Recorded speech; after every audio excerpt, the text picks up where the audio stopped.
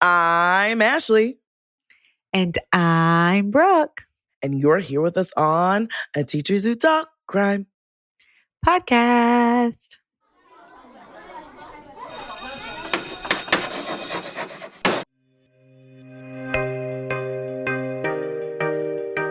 Hey. Hey, everyone. I was supposed to say, they can't hear your wave, but you know, those of you watching. Right. Those of you that are not, we just waved. Yeah, multiple times. Yeah. So it's quite a few. Quite a few. Mm-hmm. Yeah. Mm-hmm. Mm-hmm. Yeah. Yeah. Mm-hmm. Yeah. Yeah. This is how things are going, guys. Just, yeah. Yeah. Yeah. No words. So, Yeah. Take a sip of your high noon. Yeah.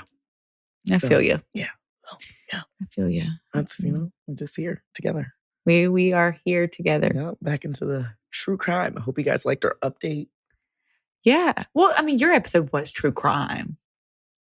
Oh, I forgot that episode, it didn't come out yet. So I'm still thinking of the update episode. I forgot that. Yeah. So your episode is true crime. Okay. So it just wasn't like a new case. Yeah. We're still into the true crime, after our update, we did another update. So we had 2 weeks of updates and now. Fresh case. Yeah. Brooke is bringing us the case today. Yep. Sorry, that high noon got stuck I have not researched a case in so long. So I was like, where do I even start? What do I do? Yeah. How do I write this? Yeah. So, yeah. I just saw that they emailed us the episode that's coming out on Monday. And I didn't, it was probably my fault. I wrote that probably over the summer. And it's clearly not the summer. Because I was supposed to record it while you were on maternity leave. That's true. And I never got around to it. So I didn't reread it prior. So I just feel like everybody is just going to be like, oh my God, you're so trash. Look, I'm just, at this point, especially our YouTube. At this point, y'all on YouTube, y'all going to say what y'all need. Say what you need to say. Say what you need to say. Because I just could respectfully care less. So I was just getting my feet wet. So the next time I come back, I promise I'll be better. Yeah, and I don't know why you guys are so mean on YouTube. What did we do to you? Who hurt you? Yeah, it just doesn't make any sense. We've been doing this almost 3 years, and we have one bad review on Apple and Spotify. Yeah. One. Yeah. I mean, we have stars that are lower rating stars, but as far as purposeful reviews that you've been clickety clack. One. It hasn't been very much. But then we get on YouTube. And y'all are brutal. I mean it. Y'all are brutal. So. And I've been thinking about some of those comments. And I'm like, they say that we're disrespectful. Do you find this segment of our podcast disrespectful where we're just chatting and you don't like that, hey, we chat and then we go into a crime? I feel we're not going to change it. We're not going to change anything, but still. Quote unquote, the delivery, because, we have banter in between the cases. And I guess to some people, the fact that we're quote unquote laughing at people's tragedies. Yeah. But we're also not the only podcast that does this. I've listened to other true crime podcasts and they also have banter in between and they're also hee ha-haing and not necessarily at the tragedy, you know what I mean? It's I don't know. I think it's okay, so I don't think we're definitely not laughing at the victim or the case or what happened. Mm-mm. But I think because James is really bad about this and he means it from a good place. Mm-hmm. But when you tell James a story, he I call him a topper. He then says something that's you caught a fish this big, he caught a fish this big. Mm-hmm. He's not trying to top you. He's trying to show you that he relates to you. And the only way he knows how to do that is to tell a similar story. But sometimes it can come across as him trying to one up you, top you. Yeah. Right.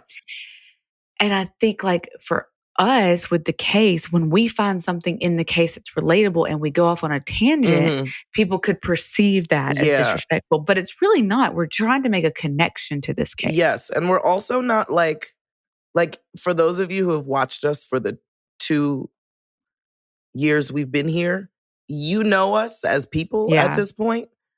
And we're just goofy people. Right. So I agree. if we're goofy during a case, it's never to be disrespectful. It's never to hurt someone's feelings. It's never anything like that. And if we are quote unquote disrespectful, it's to the person that's committed the crime. Because why are you 100%. why are you doing this? Why are you a terrible person? 100%. And if y'all stand with that person, that's your thoughts. But again, you don't have to, Yeah. Just give it a thumbs down and keep it moving, because at the end of the day, we still gonna be here every week doing our little thing. Yeah. And at the end of the day, you watching us did give us some views, so appreciate you. We thank you. And for those that have no idea what we're talking about, if you want to go look at our YouTube comments, that's where all of this energy is coming from. Just go ahead and look. And we're not even that big on YouTube right now. No. I mean, we're definitely bigger than when we started. We're growing some traction, We have our OG listeners who have transformed to the YouTube because, that's what the younger crowd does now. My sister's always like, oh, I'm going to watch some YouTube. Like, I'm going to go watch TV. Yeah, same. I'm never going to hop on YouTube and watch my favorite YouTube creators. Like, it's just not me. Like, half of our episodes, not even half of them, 90% of them that are on YouTube, I haven't seen. Because I'm not a YouTuber. It's just not. I think I've seen our YouTube stuff only because we get sent clips. And that's really like all that I've seen from our YouTube. Yeah, the little clips is all I've pretty much seen. But like an episode from start to finish, I don't think I've done that on YouTube because YouTube's not my thing, but we're trying to, branch out. Some people aren't just audio. Some people got to see. Well, here we are. Here we are. Bet you didn't think I would look this crusty in the same sweatshirt, but here we are. Jokes on you. This is what a day of teaching looks like. Yeah. Today was exhausting for a teacher. Yeah. It was exhausting. It was. And then I had to come home, and you have Preston. Like, you're a mom now, but you don't have the mom. You just have the crying right now. But it's just, I'm trying to relax. I'm trying to decompress on the couch. And it's like, mommy. And I'm just like, I understand. I am your mother 1,000%, tenfold. Bust down. I feel that. But mommy needs a minute. Like in Bluey, I need 20 minutes. I just need... And I'm going to get there. I'm going to get 100%. there. You're going to get there. And I know I'm going to get there. But like, when I was sending my voice message to you today about Preston's procedure on Monday, and James calls me and he's like, hey, I was thinking today. I was thinking, yesterday was the first time I'd gone back to the gym since going back to work. And he was like, so I've been thinking, and I really want to make this work for you to go to the gym. He was like, and before you get mad, it's not because I think you're fat. He was like, let me just tell you. He was like, I think because yesterday you came home and you came straight over to the couch and you gave me a kiss, and you haven't done that in months. And I could tell you were in a better mood, and you were lighter and you were less stressed, blah, blah, blah, blah.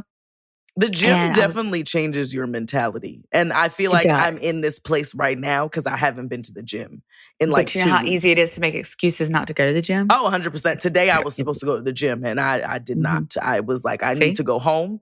I need to go to Jersey Mike's. I need to get a sandwich. I need to go to Chick-fil-A. I need to get some fries to go with that sandwich. And I sure did that. You need a high noon. And I sure did that. Yes, I did because I deserve that. You did. You do. You do. So, yeah. Yeah. And so he's like, I really think you should go to the gym, blah, blah, blah, blah. And I, what you were saying is you are to a point where your motherhood that it's okay, mommy needs a minute. I was trying to explain to him, I was like, yes, I'm fully aware I need to go to the gym because it is better for me. It's better for my mental health. It's better for our marriage. It's better for my sanity. It does. It's better all around. But that 1 hour extra being away from him, I feel like I'm a bad mom. And I know I'm going to get to where you are, where it's no, mommy needs a minute and she deserves a minute. 100%. But right now I'm still I've already been gone to work all day. He's going to forget who I am. I'm still like in that mindset where like everything I do, I think I'm a bad mom. I was probably like that with the girls until they were probably verbal. No, because even when they were verbal, I still just wanted them like, I want you. Not that I don't want that anymore. It's just more so like they're big now, you know, like and they're growing independent. You know, they're 7, about to be 8 in January. Like, and it's just like when you go from Miss Brant all day and immediately transfer to mommy, it's a lot. It is. It's a lot. So you need something at least I need something in between where it's like, you go to this little kid zone in a gym and run around and do what needs to be done. And I'm going to do what I needed to be done to be good for you.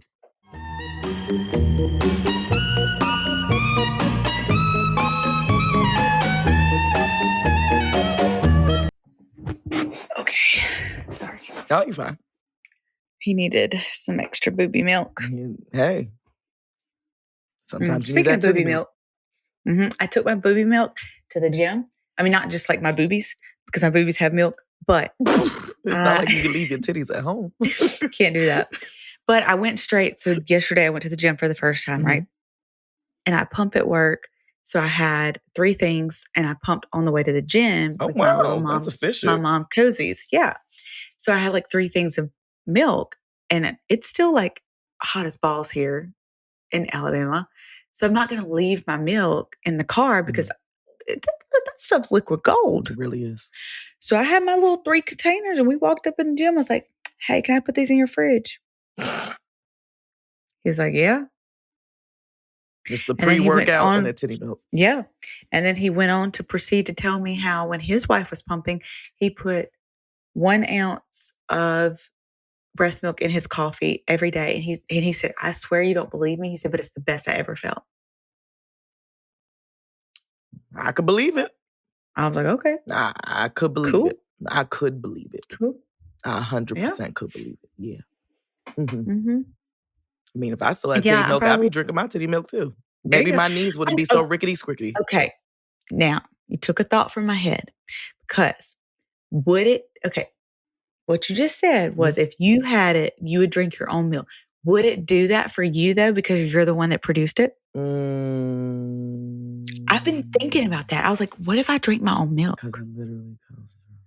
But why is it beneficial for other people? But if I'm the one producing it, why is it not benefiting Why don't I feel immaculate? Like, yeah.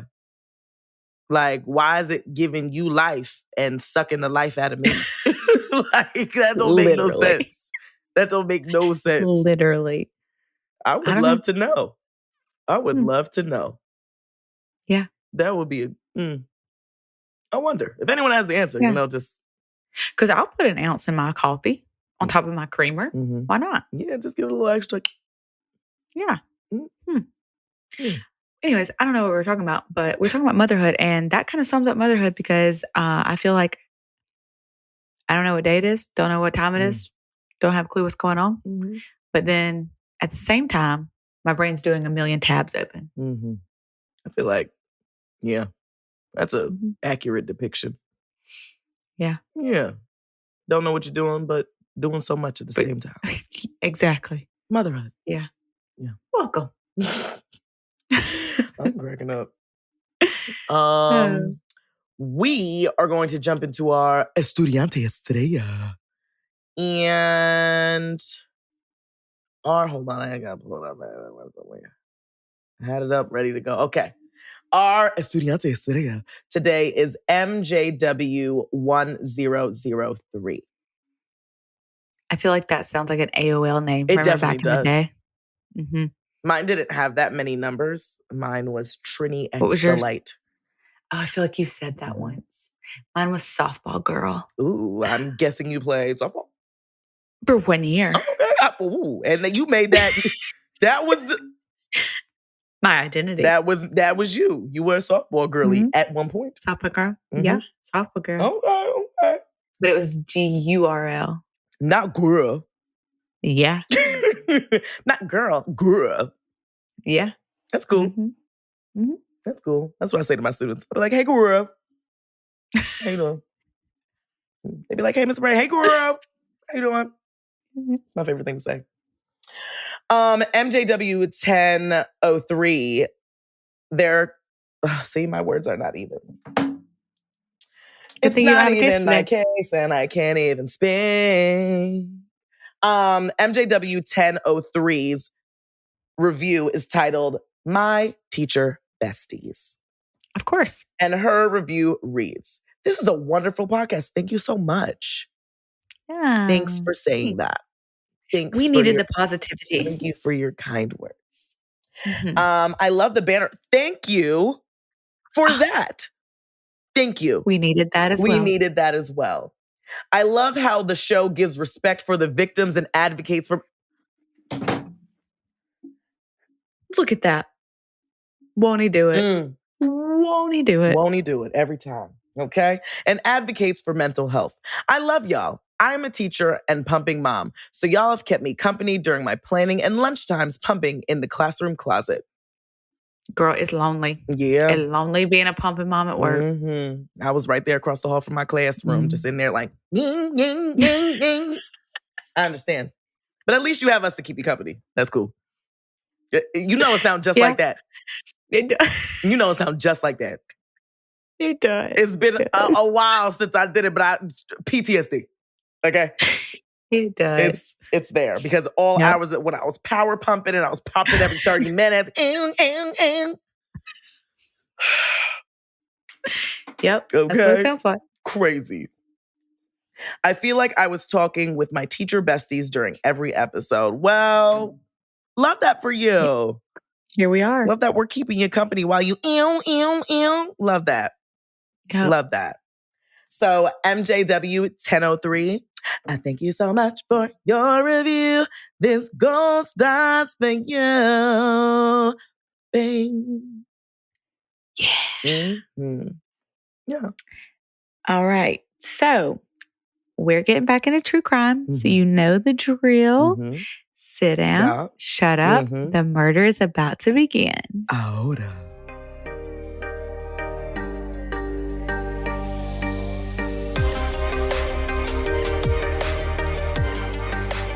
All right. So first and foremost, this case has two perspectives that you could look at. One is the actual case and who committed the crime and who was the victim, right? And the other side of this case is the aftermath of the crime itself and like what took place. And I've looked at both. I've heard other podcasts that do both perspectives. You know, I decided to go with just like the crime itself and who committed the crime and who was the victim. Okay. But if you're interested in the second perspective on how this case continues in the aftermath, definitely encourage you to go look it up. Really great story. Very intriguing. Just for our purposes and the podcast that we do, we're very into teachers and we're very into teacher things and we're very into adolescence and that's our whole genre, right? Okay, so we're going to go with that. Okay. So let's get into it. So we have all heard of the Lord of the Rings, but have you heard of the Lords of Chaos? Well, Fort Myers, Florida sure has, and in 1996, it was all anyone could talk about. The Lords of Chaos was what one might consider a modern gang. And I use that term loosely because this was nothing more than a group of misfit teens who desperately wanted to find a place to fit in. And they did, with Kevin Foster, the ringleader of the Lords of Chaos. Why was that their name? If they just try to fit in, why would you want to call yourself the Lords of Chaos? Like, I don't know if I'm trying to find a club of like-minded people. I just know for me, I'm not going to go with the Lords of Chaos. Sorry, I said Misfits. I'm sorry. They are. I'm just not. Yeah. That's not where I'm going to be. Yeah, I might peek in that door and be like, no, that's not for me. Be like, that is something I don't know to be attached to. Thank you. Yeah. With you. So if I were to describe Kevin Foster at the time this took place using our high school slang and descriptions, I would call him a loser. Dang. He wouldn't be in my clique from high school. Like, he just wouldn't. But we always like to examine how we might have gotten here, and Kevin is no different. So let's start with his father abandoning him and his mother when he was only an infant. So we have some daddy issues. They moved a lot throughout his childhood. I think it said by the first grade, so where your babies are, by the first grade, they had moved. Oh. I know. Time flies when you're getting old. Did I miss a whole year? Yeah. Time flies when you're getting old. Wow. Gray hairs still coming. Yeah. Wow. Okay. So yeah, but not the grades your kids are in. So by first grade, he had moved 5 times to multiple different states. Wow. I was going to say, like, if it was like in the same state, like, granted, that's a lot of moving around, but I understand. But if you're going cross state lines, like, boom, bing, bing, bing, bing, like, that's a lot. That's a lot. And that's what I said. Like, I understand when things happen and you have to move and like they're jobs related, there's like military families, things like that. But what moving does to a child multiple times, it can really affect their identity and like it doesn't give them a sense of belonging. Yeah, because then they always have to restart these connections all over again. Right. Correct. That, and then you also, like, the one thing that I can't stand about education right now is everywhere's doing something different. Everywhere. Like, granted, we're all doing these Common Core standards, right? But everybody's doing it differently. So even if I move my kid from Delaware to New York, yes, they're going to be learning the same standards, but at what caliber are those standards being taught the same? And in what order? So that's hard for a kid as well, because you could, where you're from, you might be seen as advanced, but then you get to another state and they're like, ooh, you in well below, you need tier 3 instruction. Correct. Yeah. So yeah, by first grade, he had moved already 5 times, and this did include multiple states. And like I said, that just kind of messes with his identity. He was into video games. He was into violent video games, and he was kind of just like an outcast. But he was very charismatic, and he could really kind of win you over. And that comes as a character trait of being a manipulator. So he was kind of like a narcissist, basically. Like, he was very charismatic. You wanted to talk to him. He would kind of mold himself into someone you would want to talk to. Oh, wow. Right. Because he's a manipulator. So he was a chameleon. Like, just change whoever he wanted to be for whoever he's with. That's a dangerous person. Yeah, it is. Kevin was born June 16th, 1977, which makes him a little older than all these other boys that we're going to mention later that associated with the Lords of Chaos. Some believe that this was one attribute that made the other boys look up to Kevin more, but I think ultimately it ended up being that these other boys wanted someone to care about them. And it, like I said, like it's a sense of belonging. Yeah. But you could think that age might have had something to do with it. So some classmates from high school later referred to him as a psycho due to his erratic behavior. Kevin also had easy access to guns. That's kind of important to bring up. So he moved a lot as a child. And then by his early teens, like 11 and 12, his mother ended up marrying a man with the last name Foster, which is where Kevin got his last name Foster. This man adopted him. And his mother and stepfather owned a pawn shop. And in this pawn shop, they would often sell or receive guns. So Kevin was often gifted guns for holidays and birthdays, which led him to owning and using multiple weapons throughout his childhood as early as the age of 12 years old. And we've talked about guns before on our podcast. But at this point, you're getting multiple guns as a child. Like, how many guns do you really need as a child? You're saying he's gotten them for holidays and birthdays. Okay, so holidays, let's say Christmas. Let's say Christmas and let's say a birthday. So that's at least 2 guns a year. Why do you starting at 12 years old? Like, why do you need that many? Why can't you just practice with this one? And then when you get, older, more, correct, privy with said gun, then you get a new one. Well, okay. So my dad is buying Jax, my sister's son. My dad is buying Jax a gun every year for his birthday until he's 18. However, my dad is keeping these guns under his lock and key until Jax is 18. So he's buying them, but he's not going to gift them to him until he is 18. Well, right now, Jax is 2, right? 100%. So he's not going to be like, yeah. Right. Yeah. So he got Jax a BB gun for his first birthday. He showed my sister, and then he took it back with him. And so this birthday, he got him an airsoft gun. He showed my sister. He took it back with him. And so until he's able to see what it is, he's not really, what's the point in showing it to him? Yeah, 100%. But he wants my sister to be involved. So he's like, hey, this year I got him blank so that she's aware. But my dad is keeping them under safekeepings until he's old enough to receive them at 18. You know what I mean? Correct.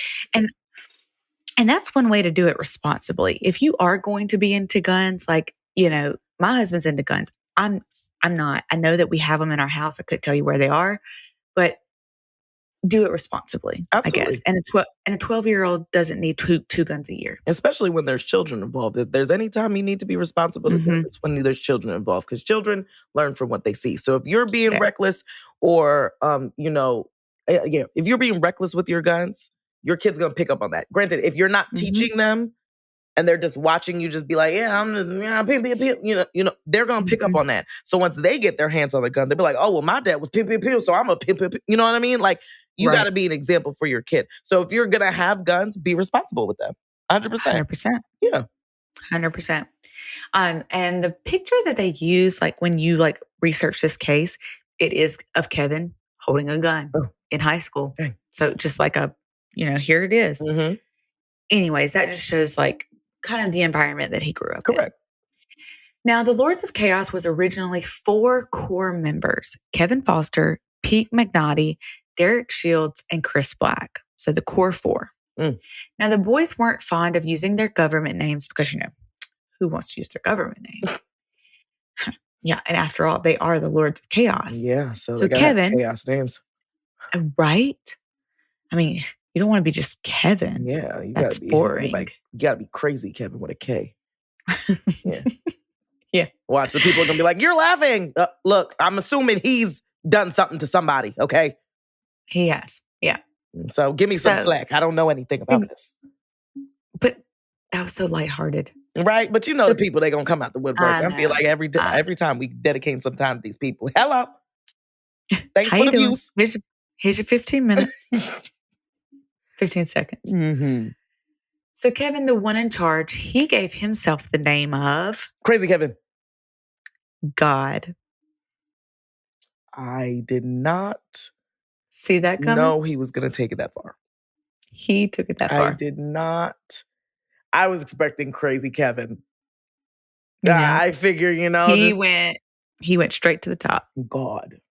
The Lords of Chaos, and you, Kevin, are God. Okay. Yep, that's exactly correct. Noted.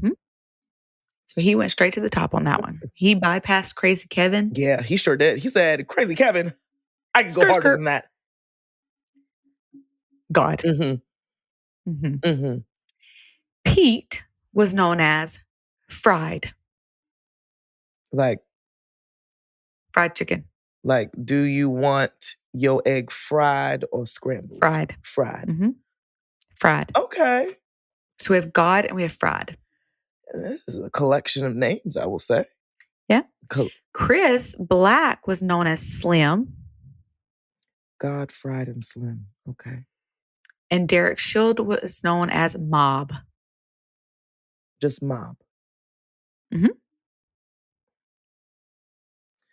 Yeah. I would love to know the thought process behind these names, because they are just really all, none of them are connected. They don't have any relation whatsoever. One is God, one is Mob, one is Slim. And what was the other one? Fried. Fried, yes. Okay. Yep. I mean, and a B+ for creativity. Yeah. I think I'm being friendly with that grade, but Yeah. And they are the only ones that have, they are the core 4, right? So they're the ones that came up with this idea of everybody getting nicknames. So they are the 4 members, and they had 4 other members join later on as kind of time progressed and throughout the growing friendship of the Lords of Chaos. One of those members was Chris Burnett, and he was given the nickname Red. Thomas Torrin, he was given the nickname Dog, and Brad Young and Craig Leash. Now, they have not been given their nicknames yet. I guess you have to earn your nickname. Yeah, maybe you need to go through some type of initiation process. Yeah. Show your dedication to the Lords of Chaos before you can get crowned that name. Yeah, so we added Red and Dog. Red Dog, Slim, Fried, God. And Mob. Yes. Okay. Got them all down. Yeah. Yep. The boys were growing restless as time went by because, after all, they are the Lords of Chaos. And what are you if you're not actually causing chaos? You're just the Lords. You are. You're just Fried, Slim, Mob, Red, and God. Dog. And Dog. Dog. Yeah. Yeah.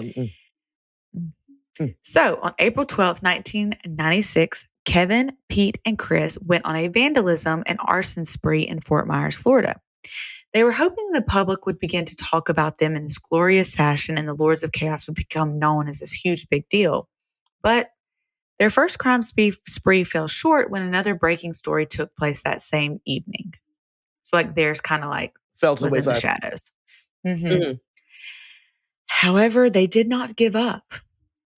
And the first crime spree went on to be followed by a second, and this one included an attempt to burn a church bus and the actual burning of a bird cage with 2 macaws inside, killing one. So they've now officially killed a bird. And also, I understand you're the Lords of Chaos. You, the leader of the Chaos Lords, is named God. And you chose to light a church bus. That's not very godly of you. No. No. So there's that. Yeah. And then they killed a bird. Yeah. What did that bird do to you? Nothing. It was just in the cage living its life. And you were like, oh, this would be cool, like this bird cage on fire. What is wrong with you? Yep. So now this did get the town's attention, with the local reporter lashing out, calling them pea-brained vandals. And quote, persons of less than average intelligence and cretins personality. They were not kind. They were like, we're going to go to the jugular. Yeah, this journalist went hard. So it was then that Kevin decided that the group should have a symbol to mark their crimes when they were committed. So we have a name. We all have nicknames. Now we need a symbol. Okay. And they came up with the 0 with a slash through it. Oh, that's original. I love that. Did you think of that yourself? Yep. Yes, they actually did. It's a joke that involves a question Kevin got wrong on a math test one time. So did he think the answer was 0? So the irony is that this symbol means an empty set. And after this group unraveled, in my opinion, they became an empty set. But that's my math humor. That was my math joke. You know, I don't know math things. So I'm like, empty set, knee slapper. Okay, that was my math joke. Okay, I had to write that in there. I know there's some people out there like, empty set. Yep. I'm just not one of those people. You know, I teach kids how to read, not to add the numbers. That's okay. So I saw the irony in the symbol because all right. Okay. You had to throw it in there. It was okay. I did. I know. Thanks. You're welcome. So on April 17th, 1996, after their first crime spree, they wrote a document titled Declaration of War, Formal Induction of the Lords of Chaos. What a long title. You need to shorten that by a couple words. Yeah. Get ChatGPT on that. Immediately. They planned to mail this in to the journalist that had written all that stuff about them. So they could be like, here's some good, here's some juicy goss. Exactly. But in the end, they didn't. However, a snippet from this document read the following, quote, Lee County is dealing with a formidable. Okay. Lee County is dealing with a formidable foe with high caliber intelligence, balls of titanium alloy, and a wicked, destructive streak. Be prepared of biblical proportions, for this is the coming of a new God, whose fiery hand shall lay waste to the populace. The games have just begun, and terror shall ensue. First of all, y'all did 2 crimes. The first one, nobody even cared about. Okay? Nobody, because something else happened, and and then you lit a church bus on fire. You set these birds on fire. And then this journalist basically says, y'all are dumb as hell, right? So now you sending him this book. In this book, you're like, oh, we're doing all these things. You 1 and 2. Yeah. That's it. You did 2. Yeah. And you're talking a bunch of nonsense. Talking about, let the games begin. I'm sorry, what is this, Jigsaw? You want to play a game? Children. Like, what are you talking about? Yeah. And what's funny about not funny, and I use that word lightly, but like what's ironic about all of this is that Kevin, at this point, has a criminal record. So it's like, you've already had a criminal record prior to forming the Lords of Chaos. So putting your name out there like this it's really kind of brave there, Kevin. Yeah, because... Yeah. You're already on their radar. Yeah. But whatever. He didn't care. It was that pea-sized brain. So their next attack, so to speak, was on April 20th, 1996. And I also want to point out that, like I said, Kevin's the only one that had a criminal record at the time. Now, the other boys, in comparison to Kevin's upbringing, were all kind of normal. Like, they had normal families, like a mom and dad. They even had curfews, which we'll get to later. But during this, quote, reign of terror, the group destroyed a historic 12,300 square foot, 2-story brick Coca-Cola bottling plant. Now, this is like a historic Coca-Cola plant that was once in business and thriving and operating, and now it's just kind of become a historic building with one of those like plaques. You know how all historic buildings get plaques? Yeah. So Kevin thought it would be funny if they were going to destroy this Coca-Cola plant to use a Pepsi can. Oh, the competitors. Yeah. Right. Lords of Chaos. That was the irony. He probably threw it like, Lords of Chaos. I could see him doing that, actually. Yeah. LLC. So Kevin... Oh, LLC. Gotcha. So Kevin took a Pepsi can, filled it with gunpowder, and fitted it with a firework fuse while the other boys arranged propane tanks around the building. Kevin ignited the fuse and the boys hid behind picnic tables across the street. Within 13 minutes, an explosion went off in the building, causing an estimated of $100,000 in damage, which with today's inflation is about $200,000 in damage.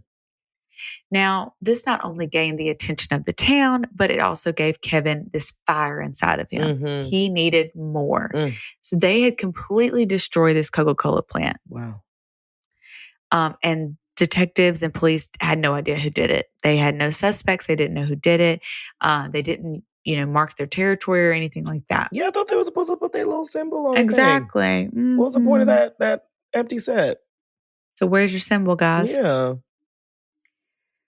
So Kevin got this taste of like destroying things and like this kind of power from this like Coca-Cola plant incident. One, because the public had now recognized the Lords of Chaos, right? So he's getting this attention that he wants, even though they don't know it's him that did it. And on April 26, 1996, Kevin and Pete robbed and carjacked Emery Lewis. So Emery Lewis was Derek Shields' landlord and the owner of a local diner. It is also to be said that Emery Lewis allegedly called Derek Shields' mom a bitch and a whore. And that's like why they chose him, right? And how old was this boy? Do we know? They're all teenagers, 11th grade. Okay, all of them. 10th and 11th grade, including the one they just carjacked. Oh, no. Emery Lewis is like a grown man. Okay. Yeah.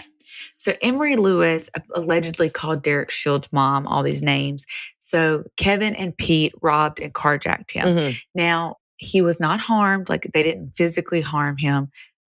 But the damage of this event still has significance because obviously he's going to have some PTSD. Yeah. Now, all of this leads us to the moment it all took a deadly turn. So up to this point, no one has died. No one has been injured. Yes, Emery Lewis was carjacked and attacked, but he wasn't physically hurt. Yes. Doesn't make it right. No. But no one has been hurt. Mm-hmm. Except for the bird. Besides the bird. Yep. You read my mind. This was the night that Mark Schies was killed at the hands of the Lords of Chaos. Now, the plan wasn't always to kill Mr. Mark Schies, but that is what happened.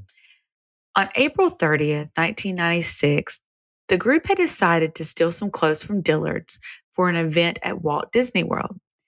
Kevin had originally planned on April 30th, 1996, to steal a costume from one of the characters at Disney, put it on, and begin opening fire on minorities at the amusement park. Okay, hold up. Let me just make sure I got this right. So he's going to Disney, right? Armed. Going to Disney armed. Going to find a character, steal their costume, and then begin opening fire on the minorities at Walt Disney. Correct. Okay. That was his plan. That was stupid. 100% stupid. I mean, yeah. Like Disney World is like, and I read this was in 1996, correct? Yes. I mean, I think they still had cameras and stuff back then because I've seen videos of people getting kicked out of Disney for just talking crazy to other people. So I don't I don't even think you making it within a couple feet of Mickey Mouse. Okay, I don't think you getting close enough to snatch that thing off him. I'm just saying. And I have a feeling Mickey Mouse would have fought back. Yeah, he would be like, try again. Sure would have. Oh yeah. So that was the original plan. That's like what was in Kevin's mind. And granted, we're very thankful that this didn't happen because multiple lives could have been lost. That would have been catastrophic. Right. But that was his plan. So to add to this plan, for this to happen, he would need to set off a smoke grenade for a diversion. Correct. But getting into the park, the grenade, thankfully, was a dud and it did not go off. Very good. So he was like, oh, can't do my plan. I'm not diverted. Can't steal Mickey's head, right? Got to go home. But he didn't go home. So when this plan failed, he clearly still wanted to cause some destruction. So they moved on and decided, okay, well, next best thing is we will vandalize Riverdale High School, the high school they all attended. Okay. So they stole some supplies that they would need, like gloves. They stole a fire extinguisher. And this was weird, they even stole canned peaches. I don't know why, but that was marked in like literally like every source. I mean, maybe they were going to celebrate after. I thought they were going to like throw them on the wall. That's what my brain thought. Of all things to throw on the wall, peaches? I don't know. It said nothing of what they did with them. Okay. That's different. Yeah. Maybe that was their they're the Lords of Chaos, like what's it called? Like not the mascot, but like their signature club food. Oh. Like maybe at all their gatherings at the LOC, they all eat peaches and devise plans together. It could be symbolic. Don't know how. Yeah. Well, they stole them. Okay. That was among the list of things they stole. Canned peaches. Again, still don't know why. I do understand the paint. I understand the Clorox. I understand the gasoline. I understand the gloves. I get all that. Canned peaches, can't explain. Maybe they were hungry. You know, sometimes you go shopping, you're hungry, and you just pick up stuff because you're hungry. Maybe they were just like, I need a little snack. And they picked up canned peaches? Look, I don't know the thought process. I'm a little bit more of sound mind than the Lords of Chaos. Okay. But I'm gonna grab Doritos, but that's just me. I'm definitely gonna get some salt and vinegar chips. So not canned peaches. Never. It was on the list, regardless. So as they were starting in on their plan to vandalize the auditorium, they threw like something through the window of the auditorium, broke the window to get in, blah, blah, blah. Okay, so they wanted to vandalize the auditorium at Riverdale High School. Another event, though, at the school was wrapping up at that same time. Okay, you didn't notice the cars in the parking lot? Also, you didn't see the cars in the parking lot? You see the lights was on in the building. You didn't hear the music. It was like a band concert that night. Wow. Yeah. And that's kids who attend this school. You don't know what's going on in there? Right. You didn't hear it on the morning announcements? It's fine. Confused. Again. Yeah. So they're planning to vandalize the auditorium. They're getting everything in. They kind of like are getting their stuff ready. They're getting the paint cans ready. And another event is wrapping up at the high school, which is why Mark Schies, a 32-year-old band director, was still at the school. Oh. So he intercepted the boys loitering on the school grounds and confiscated the peaches, staplers, and the fire extinguisher. Some sources even said he took the paint cans. And I think he did because in the original hearing of this story, they later found the paint cans like in his car. Okay. Dang, he like took them. He was like, oh yeah. Yeah. Like he confiscated it. And while addressing the loitering, he recognized Chris and Thomas because he was actually their band teacher. Why wasn't they at the concert? I think this was more like performance band and they were just like in band. Oh, okay. They didn't make the cut. Right. Okay. They didn't get first chair. Okay. Yeah. So he's actually their teacher. And these boys actually later on like say, like, I don't know if it was years or months or anything. After this happened, both of them admit like they liked Mr. Schies. Like they didn't dislike him. Yeah. Like he was a good teacher, which is really sad, which makes this very sad. Yeah. So he ended up telling the two boys that he did know that he would be, addressing this and that they should expect to see the police very soon because they were vandalizing and this was a crime. So after Mark left and confiscated all of this stuff and put it in his truck and left the school, it was Chris who became enraged and stated, quote, "This has to be fixed tonight because tomorrow's a school day, so he's got to die tonight." Mm-hmm. Yeah. How did we just escalate? We escalated very quickly. Now, keep in mind, Chris is one of the original 4 core members of the Lords of Chaos. Mm-hmm. Thomas was one of the extras. The newbies. Okay. Yeah. Now, although the boys all verbally were in agreement to this idea, some knew this wasn't right. And luckily, they were able to say, like, get hype. And they were like, yeah, let's do this, blah, blah, blah, blah. And time kind of passed. And by the time the boys were like still hyped up on this idea, most of them had to go home because they had a curfew. Shout out to the curfew. Shout out to the curfew. Yeah. Shout out to good parents. Mm-hmm. So they had a curfew and because they had caring parents. And so they left. And this left Kevin Foster, Chris Black, Pete McNaughty, and Derek Shields, the group's 4 members from day one. Now, Derek's a little bit of a controversy because Derek actually went home. He had a curfew as well. He went home. And snuck out? And no, well, he was in the driveway. So allegedly, when Derek went home, right when he was going home or something, Kevin called him an ugly name. I think maybe like, let's just imagine he used the P word or he chickened out. He called him something. And so Derek said he sat in the driveway and he knew that his mom was inside waiting on his curfew and backed out of the driveway and then went and participated in what's about to happen. And that... You almost made a good decision. Yeah. And all because somebody called you a name. If it's something you don't want to do, don't do it. It don't matter if somebody gonna call you a punk. It don't matter. It really doesn't matter. Your character as a person is better than... I mean, granted, you're already in a group called Lords of Chaos, so your character is already judged from me. And you're killing birds and lighting buses on fire for church people. So what's happening? But you had a choice that evening. And you chose the wrong choice. You were literally at home. You were at home. Your mother was waiting inside. All you had to do is walk inside. And all because somebody challenged you because you didn't want to go. You felt like you had to puff up and be big man. Like, oh, you're not going to call me a bump. I'm going to show him. Now where are you?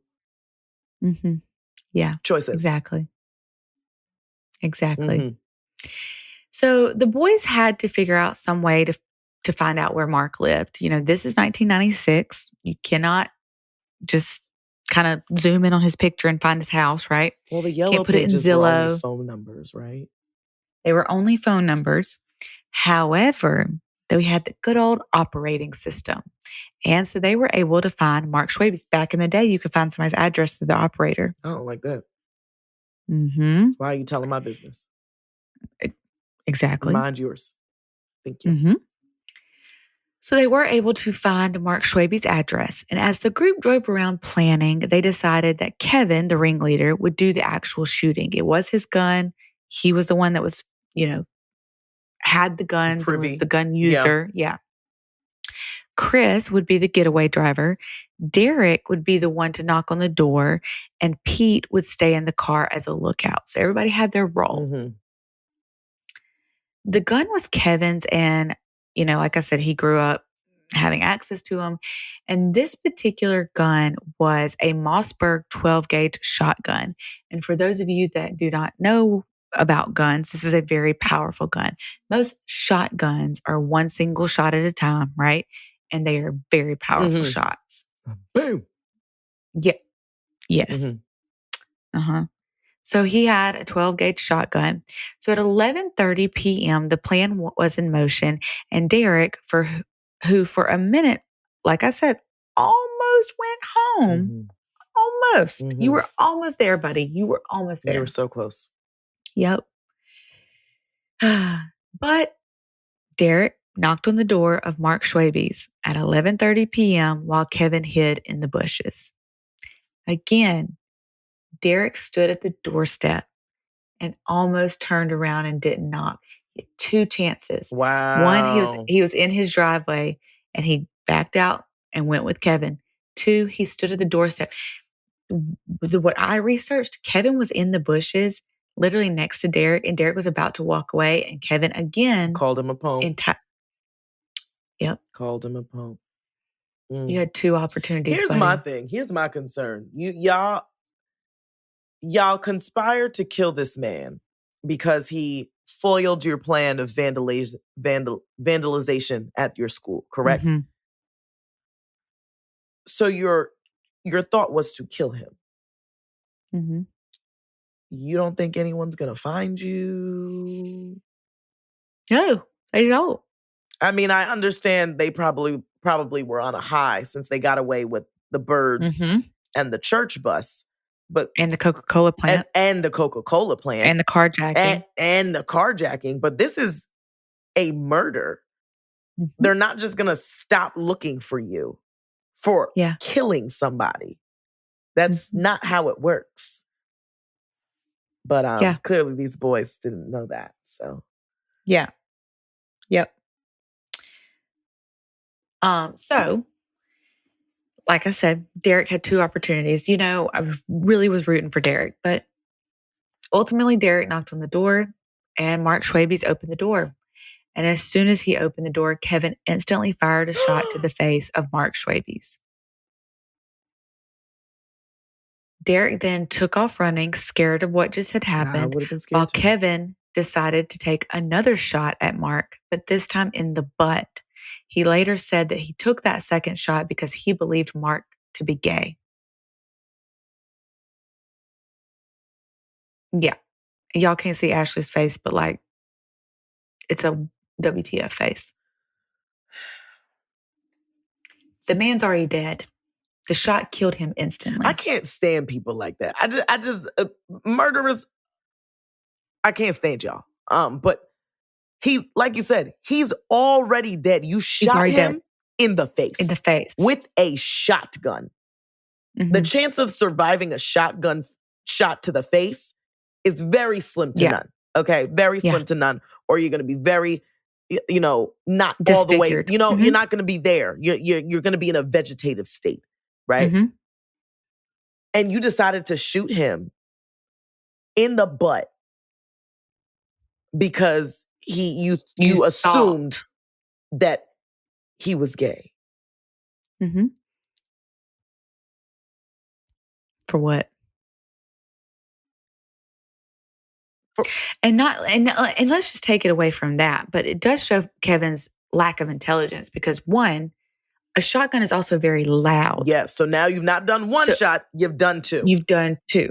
So even if people are like, wow, what was that? That was real loud. And now it's twice. Now they're really thinking. Yeah. In the middle, it's 11 something at night. Mm-hmm. And he lives in a house. He has neighbors. That's crazy. Mm-hmm. So after the second shot was fired, Kevin took off to the car behind Derek, leaving the shotgun shells behind. Mistake number, correct, whatever we're on. Because Kevin believed. Now keep in mind, Kevin thinks he has all this intelligence. Because he's God. Right. Mm-hmm. He believed that he left the shotgun shells behind because you cannot track a shotgun shell. It can't be traced. A shotgun shell cannot be traced. I bet you would have thought different now, didn't you, Kevin? And for anybody that's curious, it can be traced. Yeah, it's probably what got him, 100%. So that's not what got them. Oh. But it was confirmed that was the shell that was used. So the boys later said that as they drove off, Kevin wanted more. He was already planning his next kill, while the other boys were realizing the weight of what they just did and the magnitude that this actually carried. Like, what did you think? What did you think? You're taking a human life. Right. That's somebody's son. Yeah. But the boys said, like, Kevin got in the car and was, like, instantly, like, handing them all cigarettes and was, like, praising them and, like, hyping them up. Yeah. And it didn't take long for the news to break about the death of Mark Schies. 1, he's a local high school teacher and he's dead at his doorstep. 2, multiple people probably heard those gunshots. So, yeah. Yeah. And 3, he was killed in like a pretty bad way. So people are taking notice. The public is taking notice. And at first, when detectives arrived, they thought maybe this was a love triangle gone wrong because who would suspect teenagers, 1, to just kill a random band teacher, correct, right? On a school night. However, as teenagers do, it didn't take long for detectives to sniff out the truth because, well, they began bragging about the killing. Not how you would think, though. So Craig Lesh, one of the not core members that had a curfew that went home, right? He was the one bragging to his girlfriend. So you were home in the bed. About how he was there and helped kill Mark Schies. Yeah. I just don't know what if I'm someone's girlfriend, they're like, yeah, girl, so this is what happened. I shot him and I helped and da-da-da-da. We're no longer together. And I'm going to the cops immediately. I'm going to be like, that's him, officer. Right there. Like, that's nothing to brag about. And also, you were the same one who went home for your little curfew. Granted, great. Love that for you. Love that you were not actually physically involved. Because imagine the PTSD being there as one of the boys who really didn't do much, but were still part of it. Like, why do you want to be in that? I could never understand that. Like, why are you inserting yourself in something that you don't need to be inserted in? You don't need to be involved in that. Yep. You should want to distance yourself from that whole entire crew. I agree. It's one thing to tell your girlfriend the knowledge that you have about it, like, oh, Kevin did it. But you told her you were there and that you helped. I really hope she snitched on him. Did she? She sure did. Okay, cool. She slept with that information for one day and immediately went to the police and told them what she knew. Good for her. They also found out from Brad Young, who was also one of those like non-nickname members of the group. Kevin and Brad had been friends for years, but Brad really wasn't part of the Lords of Chaos until like kind of later. They were just kind of like friends. Kevin confided in Brad and told him what happened, like was super hyped up, all these things. And Brad also went to the police with his information. Now, detectives at that time learned of the next attack where the boys were going to kill again. The boys were planning to go to a local Hardee's and they were going to rob it and kill who was ever there. But the detectives obviously learned about this. They even learned what day this was going to take place. So they were going to arrest the Lords of Chaos in the like as they were going to the act of the Hardys' burglary and killing. En route to the Hardys. Mm-hmm. Wow. Actually, the boys were like in the parking lot ready to like go into Hardys. Oh my gosh. And detectives were just scary. Like, Shoo. Yep. Mm-hmm. Thank goodness they got there in time. Exactly. But also Brad and what was the other kid's name? Craig. Brad and Craig also told police that the Lords of Chaos were responsible for the Coca-Cola, the carjacking, and the bus. So they had all these things on the Lord of Chaos other than just the murder. Now, after the arrest at Hardy's, Brad and Craig were both let go of holding due to the fact that they weren't actually involved, even if they bragged about it for cool points. Mm-hmm. But they were involved in those other crimes. They were. Yes. But they were let go from like holding, like on the murder stuff. Okay. Mm-hmm. Chris Burnett, who wasn't involved in the murder but was involved in the Coca-Cola plant blowing up, worked out a deal with the prosecution and pled guilty to second-degree arson and armed robbery, the Hardys incident. So what happened was you had like the 4 core, right, that were involved in the murder. Mm-hmm. And then you had these other boys who now wanted in on the action. So Craig actually said Brad never wanted to kind of go into all of this. But Craig and this Chris Burnett guy, they wanted to be a part of the next one. And so did Tom Torin. They wanted to be part of whatever happened next. They're like, oh, get us in there. Yeah, that sounds cool. Okay. So Craig is being held when this Hardy thing's going on and nobody can get up with him. Like, where's Craig? Where's Craig? Where's Craig?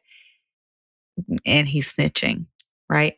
But Chris and Tom are involved in the Hardys thing that's about to take place, but they weren't involved in the original murder.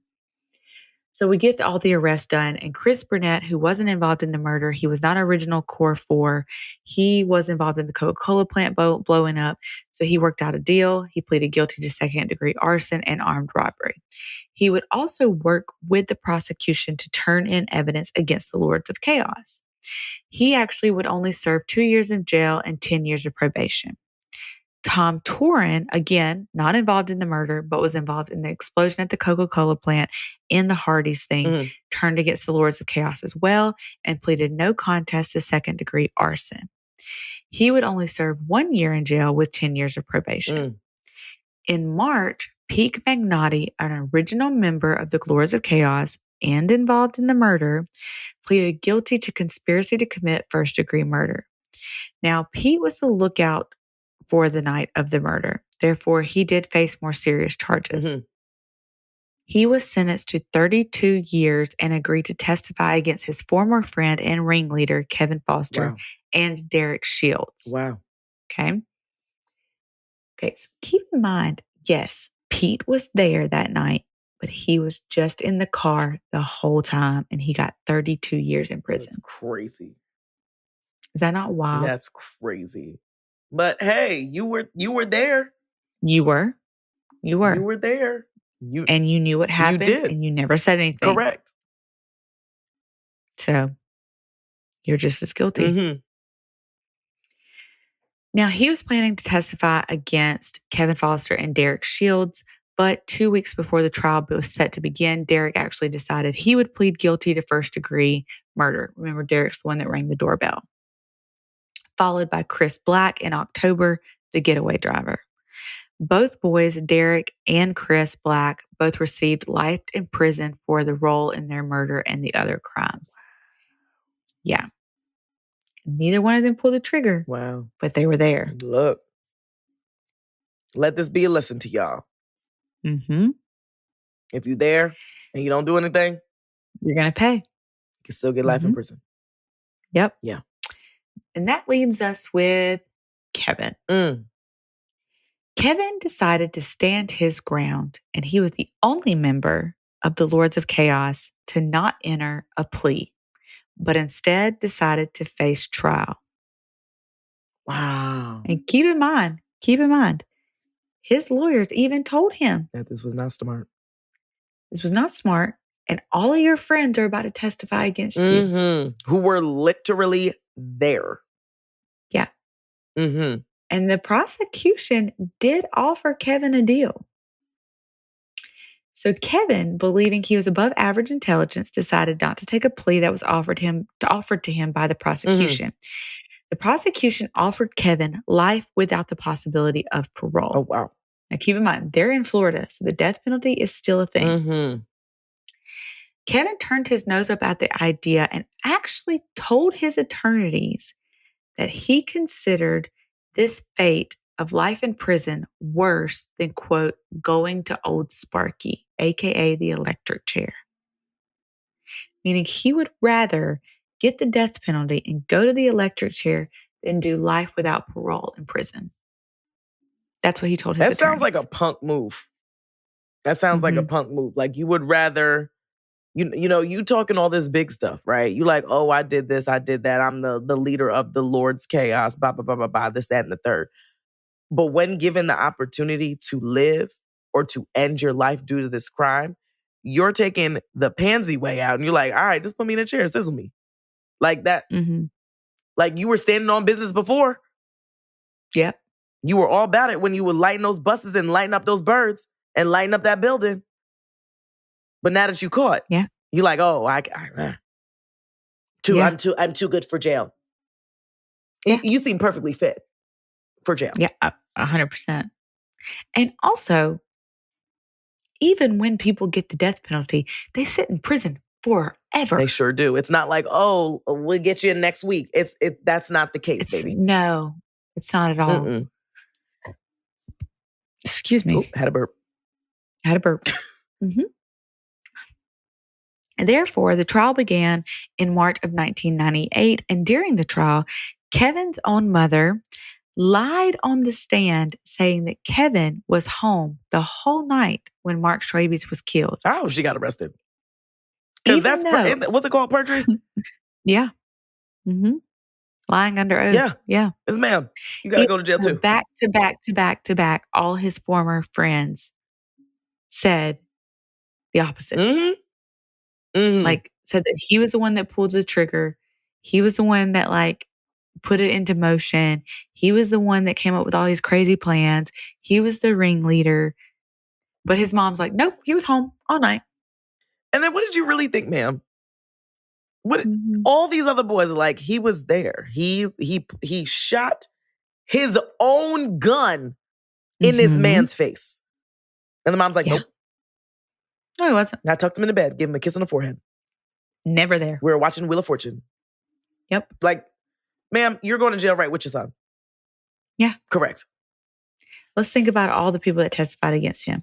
Derek, Pete, Chris Black, Craig, Tom, Brad, 6, and Chris Burnett. That's 7. 7 versus your 1. Yeah. But you're the only person in this house that can vouch for him being there. But these 7 boys were like, he wasn't in that bed. He was not there. He can't tell you what Wheel of Fortune was about. Because he was shooting somebody in the face. He was taking a life. Correct. Now, we'll get to his mom in a second. But on March 11th, 1998, the trial was finishing up and the jury deliberated for exactly 2 hours and 16 minutes before reaching a verdict of guilty. Okay, good. Obviously. Yeah. Kevin was then to come back in April for his sentencing. And it was there that they voted 9-3 by the jury that Kevin Foster be sentenced to death. Oh, I kind of hate that because that's what he wanted. Yeah, I know. That's what he wanted. So I wish they would have, life without the possibility of parole. Like, sir, you want to die. You would rather die than sit in jail and sit in with your thoughts. Well, one, when you get sentenced to death, you get put on death row, which is, you don't have to deal with Gen Pop. Like, he's more safe on death row than he would be in general population. You get a last meal. I think you get TVs and stuff too. Possibly. I don't know. Depends on where you're at. I've never been on death row, so I'm not sure. Yeah. Now, this is kind of where I said this story could go 2 different ways. I'm going to kind of give you a quick summary of the other way that it could go. But for our podcast, we don't have time to get into it. So this story takes many other twists and turns, one involving a journalist who got deeply involved with Kevin Foster after his sentencing. But we're not going to get into all the details. But basically, Jim Greenhill was an alcoholic amateur journalist at the time the Lords of Chaos was running amok. Mm-hmm. He was actually, I think, drunk or at a bar or driving home the night he heard about Mark Schies, getting killed. And he says that it is the Lords of Chaos that actually gave him a purpose.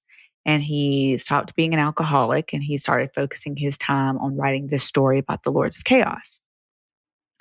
And he also goes on to say how he relates to the Lords of Chaos because he was a loner in high school and he would have been easily manipulated by someone like Kevin, blah, blah, blah, blah. So he's saying all of these things. And then lo and behold, this journalist, Jim Greenhill, found himself writing to Kevin countless letters, even taking weekly trips with Kevin's mother. I want to say it was 4 hours one way. So 8 hours a day, weekly trips to visit Kevin in prison. But here's the thing. I understand that this is something that you're passionate about, something that, got you off the wagon, got you sober, whatever.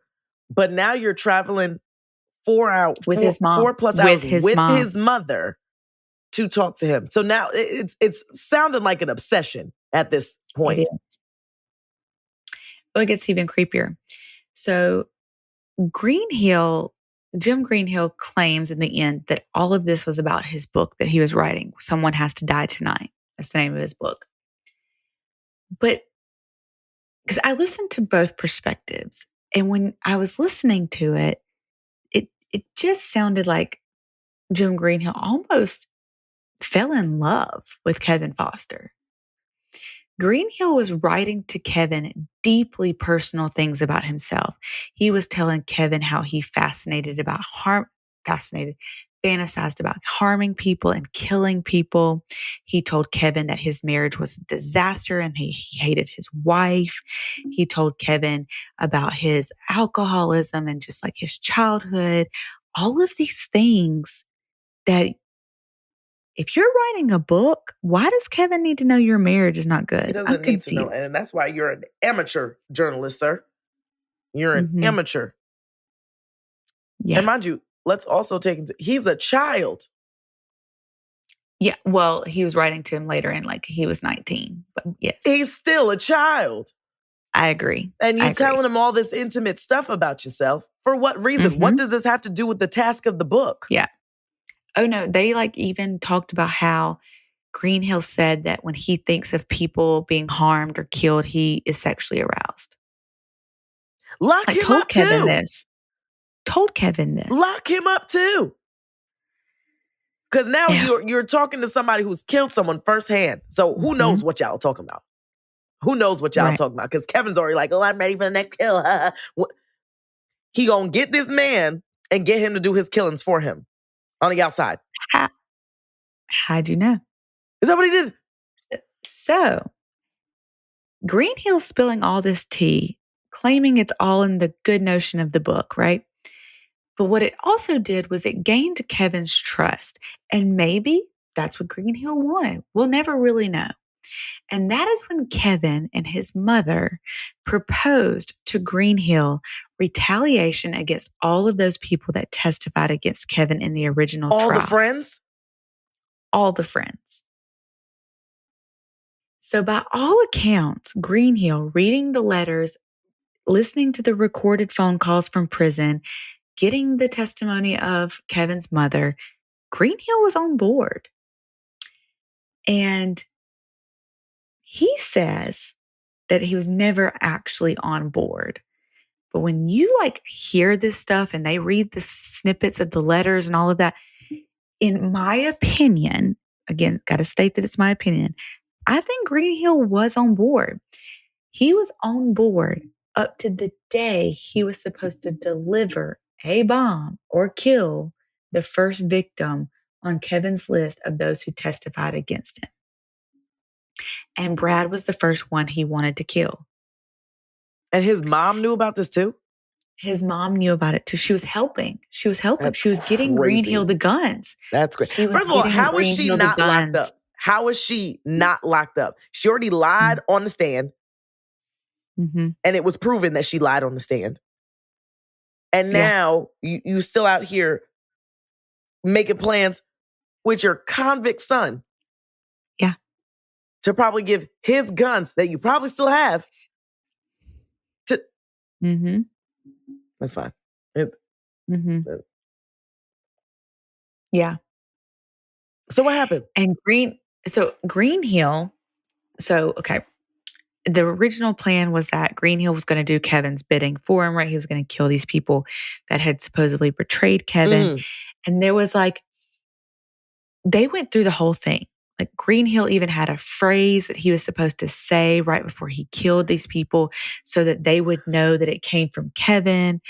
The mom was providing the guns and all these things were happening, right?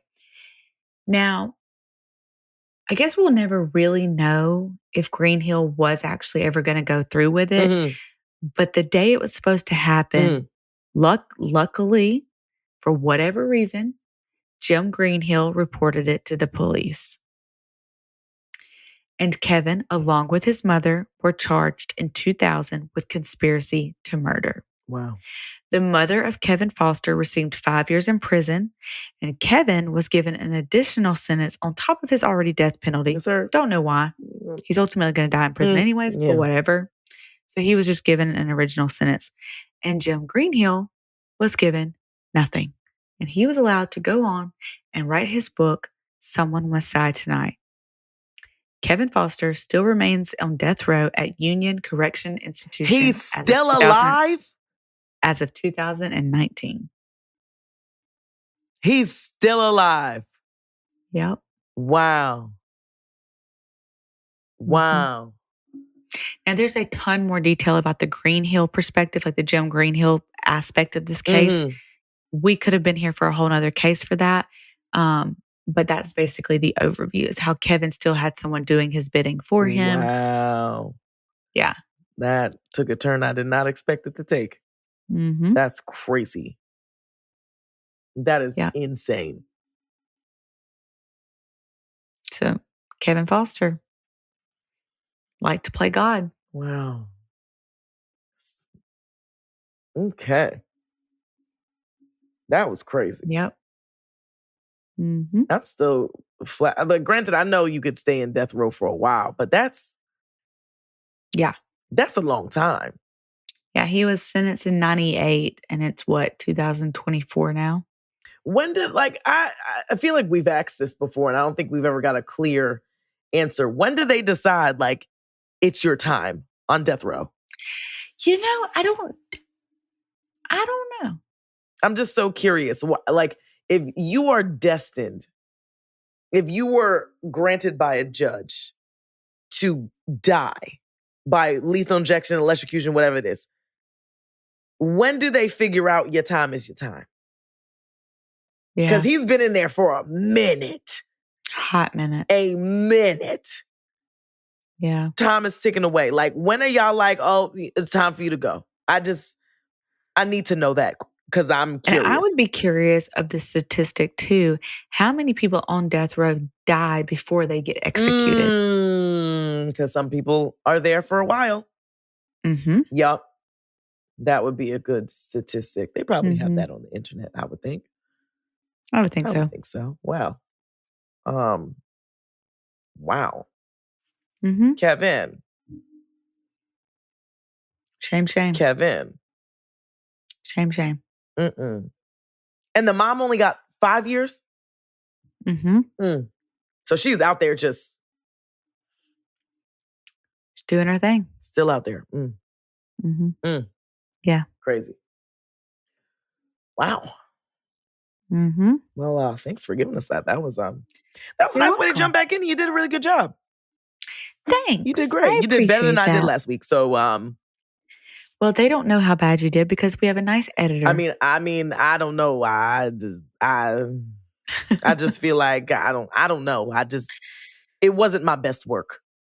Okay, and you did great. It's good. We'll see. You did. We'll see what the trolls gotta say.